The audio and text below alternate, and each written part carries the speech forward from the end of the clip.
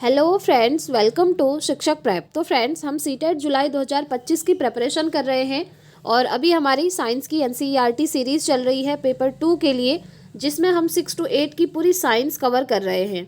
आप जानते हैं फ्रेंड्स, अभी हमारी क्लास 6 की एनसीईआरटी चल रही है, जिसमें क्लास 6 का जो चैप्टर नंबर 8 है आपका, शरीर में गति यानी कि मूवमेंट इन आवर बॉडी, इसका हमने पार्ट ए कवर कर लिया है, जिसमें हमने काफ़ी सारी चीज़ें डिस्कस करी थी और उसी चैप्टर का ये पार्ट बी है आज। ठीक है, तो चलिए स्टार्ट करते हैं आज की क्लास। और आज की क्लास में हम उसी चैप्टर को कंटिन्यू करेंगे और ये वाली वीडियो में ये चैप्टर आपका कंप्लीट हो जाएगा। ठीक है, इसी तरीके से आप देखेंगे चैनल पर प्लेलिस्ट बनी है, सभी क्लासेस एक साथ वहाँ पर ऐड ऑन करी है। और जैसे ही आपका 6 की एनसीईआरटी कवर होती है, उसके बाद हम 7th की स्टार्ट करेंगे, देन 8th क्लास की। तो सीटेट एग्जाम होने तक आपकी पूरी एनसीईआरटी यहाँ से डिटेल में कवर हो जाएगी, इसलिए आपको बिल्कुल भी टेंशन नहीं लेना है, स्पेशली जो पेपर 2 मैथ साइंस वाले स्टूडेंट्स हैं। ठीक है, साथ ही साथ हमारी सीडीपी की क्लासेस भी चल रही हैं, आप उन्हें भी ज्वाइन कर सकते हैं। तो चलिए स्टार्ट करते हैं आज की क्लास। और आज जो है हम पढ़ने वाले हैं जंतुओं की चाल, यानी कि जंतु जो हैं वो किस तरीके से चलते हैं। क्योंकि देखिए, सभी जंतुओं में चलने की जो स्थिति होती है ना, वो अलग अलग होती है। जैसे अगर हम केंचुए की बात करें, अर्थवर्म की बात करें, तो वो अलग तरीके से चलता है। अगर हम घोंघा की बात करें, वो अलग तरीके से चलता है। इसी तरीके से जितने भी जंतु आप देखेंगे आपकी एनसीईआरटी में जो दिए हुए हैं, जैसे तिलचट्टा है, उसका चलने का तरीका अलग अलग है। तो क्वेश्चन यहाँ से बहुत अच्छे से पूछे जाते हैं, इसलिए चैप्टर को अच्छे से समझना है। ठीक है, चलिए सबसे पहले जंतुओं की चाल में हम समझेंगे केंचुए के बारे में, कि केंचुआ किस तरीके से चलता है, जिसे हम अर्थवर्म कहते हैं। ठीक है, इसके लिए अब आपको यहाँ पर एक निरीक्षण करने के लिए कहा है, ये आप एक्सपेरिमेंट करके देख सकते हैं। सबसे पहली बात फ्रेंड्स, जो केंचुआ होता है वो बहुत ज़्यादा क्या होता है, चिकना होता है। ये आपने देखा होगा, ये है स्ट्रक्चर केंचुए का, आप देख सकते हैं।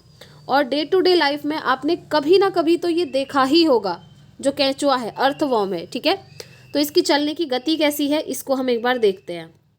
देखिए यहाँ पर आपको बताया है, केंचुए का शरीर एक सिरे को दूसरे सिरे से सटाकर रखे गए अनेक छल्लों से बना प्रतीत होता है। जब केंचुआ चलता है, यानी कि अर्थवर्म चलता है, आपने देखा होगा बॉडी में ना वो अलग अलग पार्ट्स बना के चलता है, लेकिन वो सारे पार्ट एक दूसरे के साथ जॉइंट होते हैं। कुछ इस तरीके की उसकी स्ट्रक्चर होती है बॉडी की पूरी, ऐसे वो इधर से चलता है तो इस तरीके से धीरे धीरे ये सारे पार्ट भी आगे की तरफ खिसकते जाते हैं। ठीक है, वही चीज़ आपको बताई है। केंचुए के शरीर में अस्थियां नहीं होती, परंतु इसमें पेशियां होती हैं। अब देखिए, इनकी बॉडी में कह रहे हैं अस्थियां नहीं होती हैं, यानी कि जो सॉलिड स्ट्रॉन्ग वाली बोन्स होती हैं वो नहीं होती हैं, बल्कि क्या होती हैं, बहुत ही सॉफ्ट वाली मसल्स होती हैं, पेशियां होती हैं। ठीक है, अब ये अस्थियां क्या हैं, ये पेशियां क्या हैं, आपकी उपास्थियां क्या हैं, ये सभी हम इससे पहले वाला जो पार्ट ए हमारा आया था उस वीडियो में समझ चुके हैं। ठीक है, वो सब आप लोग जान ही चुके हैं।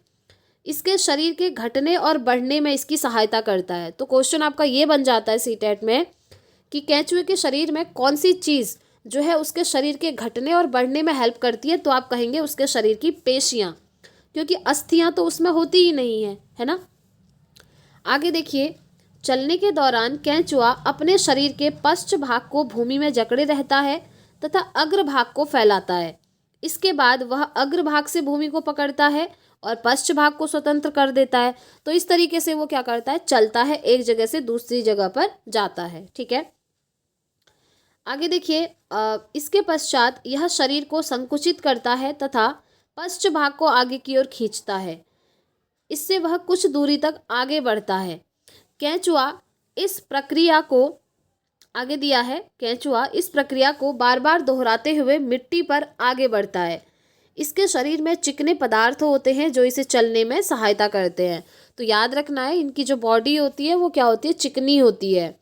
यह अपने शरीर के हिस्से को जमीन से किस प्रकार टिकाता है, बताइए। इसके शरीर में छोटे छोटे अनेक सूक होते हैं, सूक यानी कि बाल जैसी आकृतियां होती हैं, और ये सूक जो है पेशियों से जुड़े हुए होते हैं। ये सूक मिट्टी में उसकी पकड़ को मजबूत बनाते हैं। ठीक है, जिसके कारण वो मिट्टी में इजीली चल पाता है। केंचुआ वास्तव में अपने रास्ते में आने वाली मिट्टी को खाता है। उसका शरीर अनपचे पदार्थ को बाहर निकालता है। केंचुए द्वारा किया गया यह कार्य मिट्टी को उपजाऊ बनाता है, जिससे पौधों को फायदा होता है। सीटेट में ये क्वेश्चन आपका कई बार बना हुआ है कि निम्नलिखित में से किसको किसानों का मित्र कहा जाता है। तो आप कहेंगे किसानों का मित्र कहा जाता है केंचुए को, अर्थवर्म को। क्यों कहा जाता है? क्योंकि इसके रास्ते में जितनी भी मिट्टी आती है, सबसे पहली बात ये उस मिट्टी को खा लेता है, ठीक है। उसके बाद इसकी बॉडी के अंदर जितना भी अनडाइजेस्टेड फूड होता है, मतलब जो डाइजेस्ट नहीं होता, जो जिसका पाचन नहीं हो पाता, उसको वो बाहर निकालता है। और जो वो बाहर निकालता है इस तरीके से जो भी उससे प्राप्त होता है ना, उससे मिट्टी बहुत ज़्यादा फर्टाइल बन जाती है, उपजाऊ हो जाती है। और वहाँ पर अगर आप कोई भी चीज़ लगाएंगे, कोई भी प्लांट लगाएंगे, तो वो इजीली ग्रो करेगा, ठीक है। तो इसीलिए पौधों को इससे बहुत ज़्यादा फायदा होता है।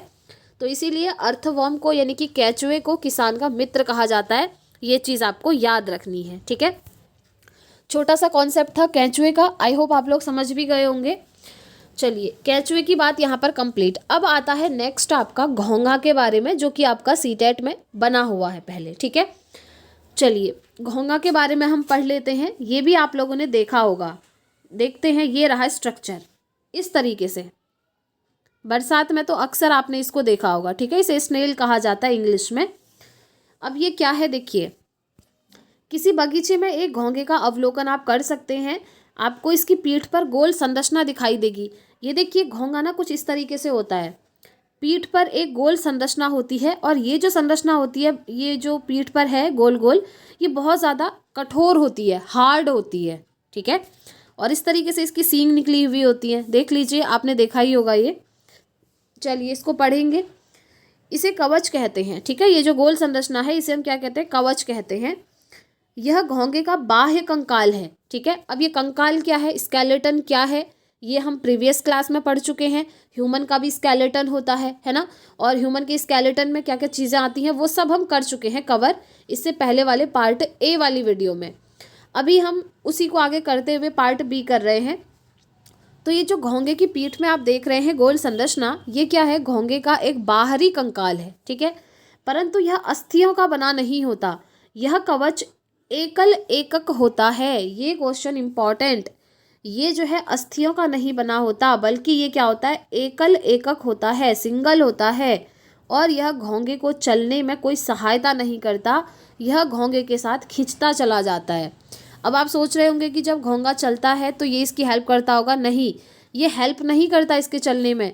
जब घोंघा आगे की तरफ चलेगा ना, ये भी बस घोंघे के साथ आगे की तरफ चलता जाता है, खिसकता जाता है। ये कोई उसको चलने में हेल्प नहीं करता है। ये चीज़ आपको पता होनी चाहिए।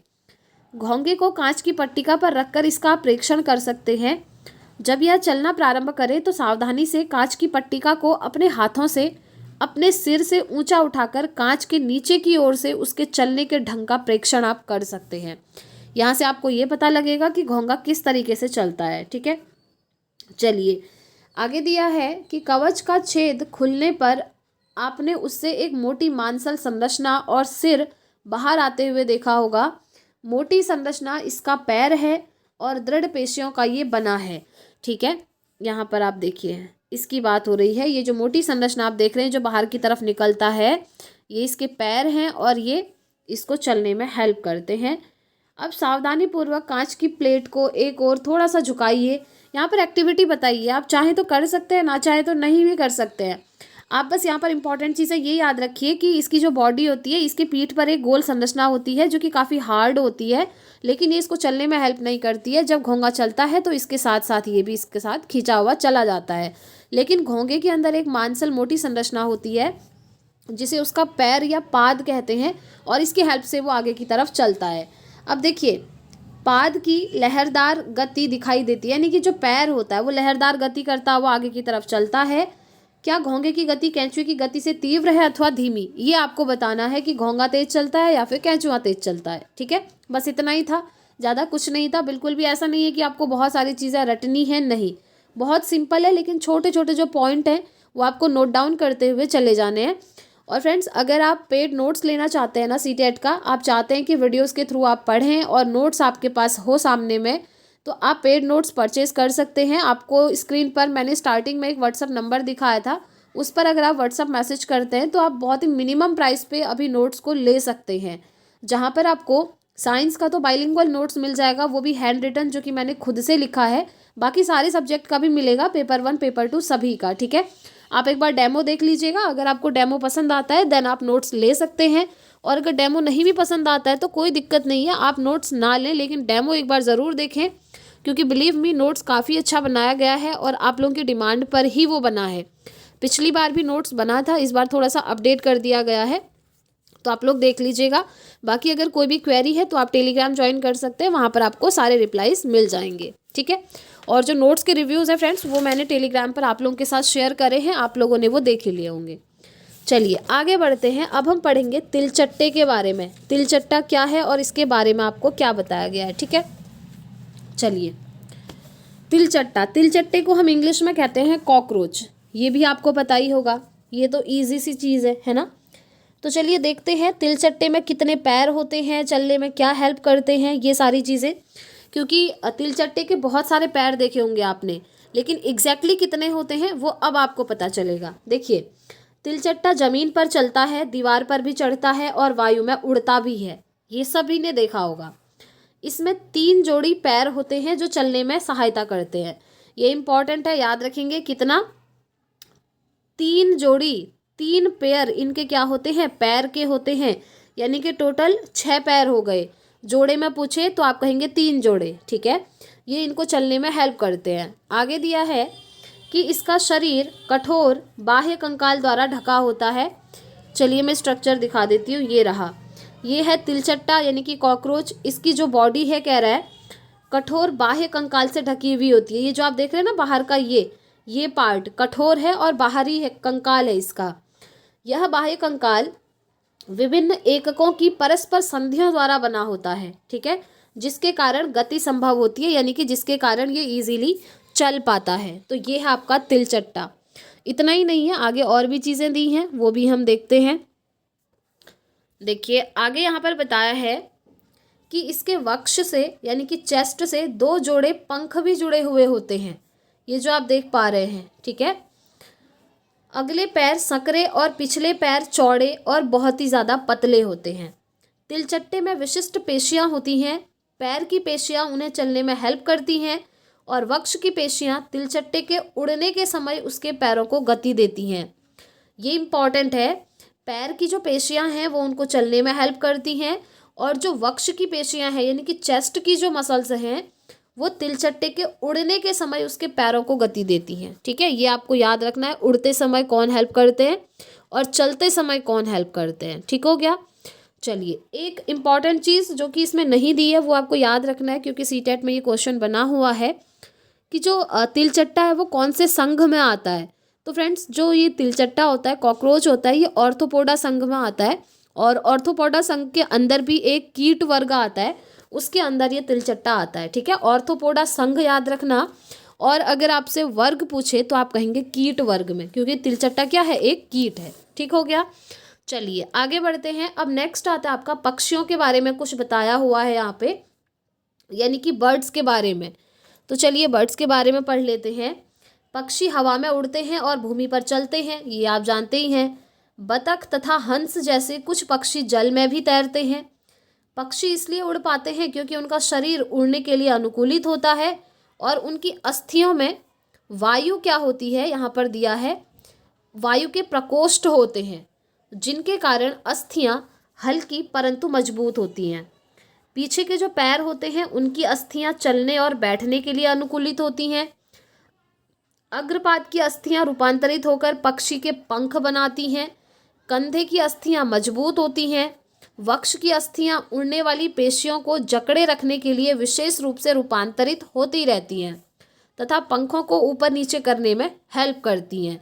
जैसे कि यहाँ पर आप स्ट्रक्चर में देखिए, पक्षी का कंकाल दिखाया है, स्केलेटन ऑफ बर्ड आप कह सकते हैं। बाहर से सारे पक्षी दिखने में अलग होते हैं, लेकिन उनका जो कंकाल है, स्केलेटन है, वो सभी का इसी तरीके से होता है। ऐसे यहाँ से मुंह होता है, पैर होता है, यहाँ से पंख निकले हुए होते हैं। तो जो स्केलेटन है मेन, यानी कि जो कंकाल है, वो आपको यहाँ पर दिखाया है। और पक्षियों के बारे में यहाँ पर आपको ज़्यादा कुछ नहीं याद करना है, यही जो छोटी छोटी सी चीज़ें हैं ये आपको ध्यान रखनी है कि जो बतख और हंस की बात करिए, एक तो ये दोनों ही क्या हैं, जल में भी तैरते हैं, ठीक है। दूसरा आपको यहाँ पर बताया है इनकी जो मांसपेशियाँ होती हैं मजबूत होती हैं और उड़ने में ये हेल्प करती हैं, ये सारी चीज़ें बस, ठीक है। चलिए आगे बढ़ते हैं। अब देखते हैं और क्या इंपॉर्टेंट चीज़ आपको बताई है। अब बताया फ्रेंड्स मछलियों के बारे में, यानी कि फिशेस के बारे में। ठीक है, जैसे यहाँ पर ये बच्चा नाव दिखा रहा है, इसी तरीके से फिश भी चलती है, आपको ये बताया जा रहा है। तो चलिए इसको समझते हैं। कागज की एक नाव बनाकर उसे पानी पर इस प्रकार रखिए कि उसका नुकीला भाग आगे की ओर रहे, जैसे ये है। ठीक है, इसे धीरे से धक्का दीजिए, क्या यह जल पर आगे की ओर तैर जाती है या नहीं तैरती, आपको बताना है। इस तरीके से आपने बचपन में नाव तो बनाई ही होगी फ्रेंड्स, वही चीज़ यहाँ पर बताई है। अब नाव को दोनों सिरों से पकड़कर इस प्रकार धक्का दीजिए कि वह चौड़ी ओर से जल में जाए। क्या इस प्रकार नाव जल में सरलता से चल सकती है या फिर नहीं, आपको बताया कि आप ऐसा एक्सपेरिमेंट कर सकते हैं, कागज़ की एक नाव बना करके उसको पानी में तैरा सकते हैं। अब यहाँ से आपको मछली के बारे में बताया है कि कहीं ना कहीं मछली भी नाव की तरह ही होती है। क्या आपने ध्यान दिया है कि नाव की आकृति काफ़ी सीमा तक मछली जैसी होती है? जी हाँ, दिया है। मछली का सिर एवं पूंछ उसके मध्य भाग की अपेक्षा पतला और नुकीला होता है, ये आपको पता होगा। उसका जो देखिए ये फिशेज है ना, मछली है, मछली का जो मुंह है और जो पीछे का हिस्सा है ये नुकीला है, लेकिन बीच में मछली मोटी है, यही यहाँ पर बताया है। शरीर की ऐसी आकृति धारा रेखीय कहलाती है। ये सीटेट में बना हुआ क्वेश्चन है कि निम्नलिखित में से किसकी जो शरीर की आकृति है वो धारा रेखीय होती है। तो आप कहेंगे जो धारा रेखीय होती है वो मछली की होती है। धारा रेखीय को इंग्लिश में फ्रेंड्स स्ट्रीमलाइंड कहते हैं। ठीक है, स्ट्रीमलाइंड। चलिए मैं आपको दिखा देती हूँ, आई थिंक ये आपने पढ़ा भी होगा। स्ट्रीमलाइंड, धारा रेखीय। धारा रेखीय आकृति किसकी होती है? धारा रेखीय आकृति होती है मछली की। ठीक है, इंपॉर्टेंट है। आगे बढ़ते हैं। इसकी विशेष आकृति के कारण जल इधर उधर बहकर निकल जाता है और मछली जल में सरलता से तैर सकती है। मछली का कंकाल दृढ़ पेशियों से ढका रहता है। तैरने की प्रक्रिया में शरीर का अग्रभाग एक ओर मुड़ जाता है और पूंछ विपरीत दिशा में चली जाती है। मछली जो कि चित्र इसमें आपको दिखाया गया है ये बताया है, इसके अनुसार शरीर को ये मोड़ती है। ये है, यहाँ पर देखिए मछलियों की गति, किस तरीके से मछली चलती है, ऐसे इस तरीके से बहुत सारी मछलियाँ आपको दिखाई गई हैं। ठीक है, ये आगे को चल रही है, पूंछ इधर है, विपरीत दिशा में चल रही है, इस तरीके से। अब देखिए इससे एक झटका सा लगता है और मछली आगे की ओर चली जाती है। इस प्रकार के क्रमिक ताल से मछली आगे की ओर तैरती रहती है और पूंछ के पंख इस कार्य में उसकी मदद करते हैं। ठीक है, पूंछ के भी जो पंख होते हैं वो इस कार्य में इसकी क्या करते हैं, हेल्प करते हैं। अब मछलियों से रिलेटेड जो इम्पोर्टेंट क्वेश्चन बनता है, पहले देखते हैं यहाँ पर दिया है या नहीं दिया है, फिर मैं आपको बताती हूँ। ठीक है, मछली के शरीर पर और भी पंख होते हैं जो तैरते समय जल में संतुलन बनाए रखने और दिशा निर्धारण में सहायता करते हैं। अब देखिए मछली की बॉडी में ना बहुत सारे पंख होते हैं, तैरने में बैलेंस किस तरीके से बनाना है उसमें भी ये हेल्प करते हैं, और किस डायरेक्शन में मछली को जाना है डायरेक्शन को बताने का काम भी वो करते हैं।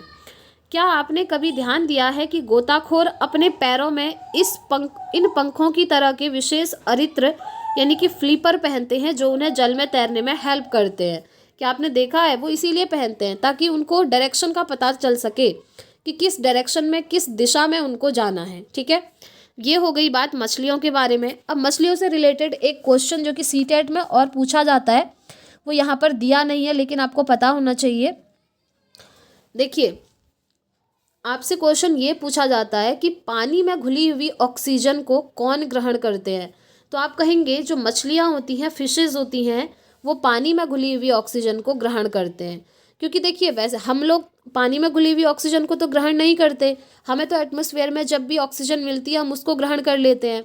लेकिन जो पानी के अंदर रहने वाले जीव होते हैं जैसे मछली है, वो ऑक्सीजन कहाँ से लेती है? तो वो ऑक्सीजन लेती है पानी के अंदर ही, यहाँ पर ऑक्सीजन घुली होती है जो कि हमको दिखती नहीं है, और इसी को जो है मछलियाँ सांस लेने के लिए ग्रहण करती हैं। ठीक है, इंपॉर्टेंट पॉइंट है, याद रखिएगा। और एक और क्वेश्चन जो आपसे बना हुआ है, ये जो दिशा निर्धारण वाली बात है, ये यहाँ से क्वेश्चन आपका बना हुआ है, तो ये आपको याद रखना है। दिशा निर्धारण में क्या याद रखना है कि मछलियों की जो पूंछ होती है वो हेल्प करती है इनकी डायरेक्शन चेंज करने में। ठीक है, पूंछ यानी कि टेल जो होती है, ये आप याद रखेंगे। चलिए आगे बढ़ते हैं। मछली के बारे में भी हमने पढ़ लिया, अब आता है स्नेक के बारे में, यानी कि सांप के बारे में। सांप कैसे चलता है वो आपको बताना है। ये इंपॉर्टेंट है, याद रखेंगे। सांप से रिलेटेड क्वेश्चन बना हुआ है क्योंकि इसकी जो बैकबोन होती है, मेरुदंड होता है, वो बहुत ज़्यादा लंबा होता है, ठीक है। और ये सब वैसे आप लोग जानते ही हैं क्योंकि क्लास 6 की चीज़ें हैं, लेकिन फिर भी कई बार हम लोग इन चीज़ों को नेग्लेक्ट करते हुए चले जाते हैं और क्वेश्चन इधर ही से बनना है क्योंकि 6 to 8 की एनसीईआरटी ही आती है, ठीक है, सीटेट के पेपर 2 में। तो देखिए, क्या आपने कभी सांप को फिसलते हुए या बढ़ते हुए देखा है? क्या सांप सीधा चलता है? बताइए, क्या आपने सांप को इस तरीके से एक लाइन में चलता हुआ देखा है? नहीं देखा होगा क्योंकि वो एक सरल रेखा में, सीधी लाइन में नहीं चल सकता, ठीक है। सर्प का मेरुदंड लंबा होता है, वही इनकी जो बैकबोन होती है वो बहुत ज़्यादा लंबी होती है। शरीर की पेशियां क्षीण और असंख्य होती हैं। इनकी बॉडी में बहुत सारी पेशियां होती हैं, असंख्य होती हैं। वे परस्पर आपस में जुड़ी होती हैं, चाहे वे दूर ही क्यों ना हों। पेशियां मेरुदंड, पसलियों एवं त्वचा को भी एक दूसरे से जोड़ती हैं। याद रखेंगे, इनकी जो पेशियां होती हैं वो इनके मेरुदंड को भी, पसलियों को भी और त्वचा को भी एक दूसरे से जोड़े रहती हैं। सर्प का शरीर अनेक वलय में मुड़ा हुआ होता है। इसी प्रकार सर्प का प्रत्येक वलय उसे आगे की ओर धकेलता है। इसका शरीर अनेक वलय बनाता है और प्रत्येक वलय आगे को धक्का देता है। इस कारण सर्प आसानी से चल पाता है। आपने देखा होगा, अगर किसी फर्श में सांप चलता है तो वो इसी तरीके से चलता है। अनेक वलय होते हैं इनकी बॉडी में और एक एक वलय सभी से जुड़ा हुआ होता है, ठीक है। बहुत तेज गति से ये आगे की ओर चलता है, परंतु सरल रेखा में ये नहीं चलता। ये इंपॉर्टेंट है, कभी भी सांप जो है सरल रेखा में नहीं चल सकता। हमने विभिन्न जंतुओं को गति प्रदान करने वाली अस्थियों और पेशियों के विषय में जानकारी प्राप्त की। तो देखिए, यहाँ पर आपको कह रहा है कि हमने ये पढ़ लिया है कि बहुत सारे कुछ पक्षी हो गए, कुछ जानवर हो गए, सांप हो गया, ये सब किस तरीके से चलते हैं, ठीक है, ये हमने पढ़ लिया। आगे कह रहा है, इसी प्रकार आपके मस्तिष्क में अनेक प्रश्न उभर रहे होंगे। प्रसिद्ध ग्रीक दार्शनिक अरस्तु, ये इंपॉर्टेंट है, इसको नोट कर सकते हैं। वैसे जो नोट्स मैंने बनाए हैं उसमें तो सारी चीज़ें लिखी ही हैं। प्रसिद्ध ग्रीक दार्शनिक जो अरस्तु हैं, अरस्तु ने एक बुक लिखी है अपनी, गेट ऑफ एनिमल्स।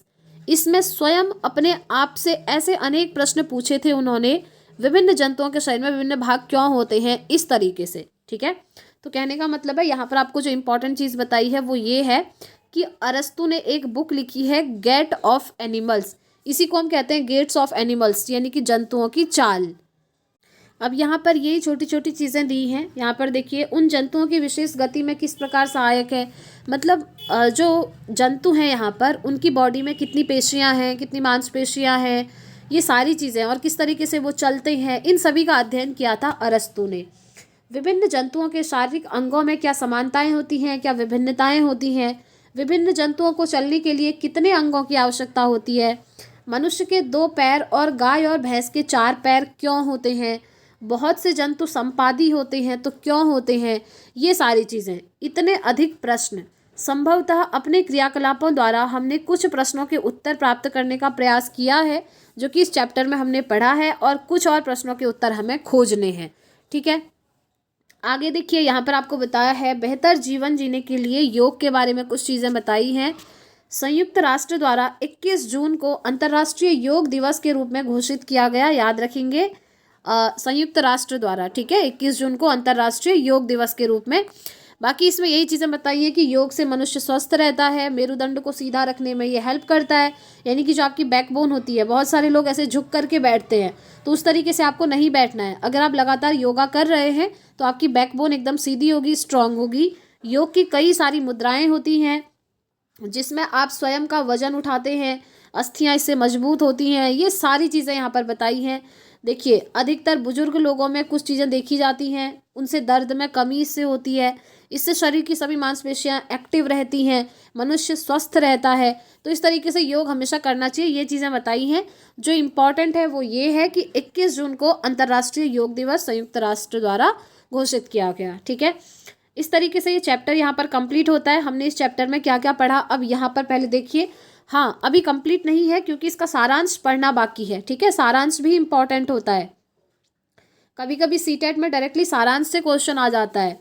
देखिए, मेरुदंड के बारे में हमने पार्ट ए में पढ़ लिया था।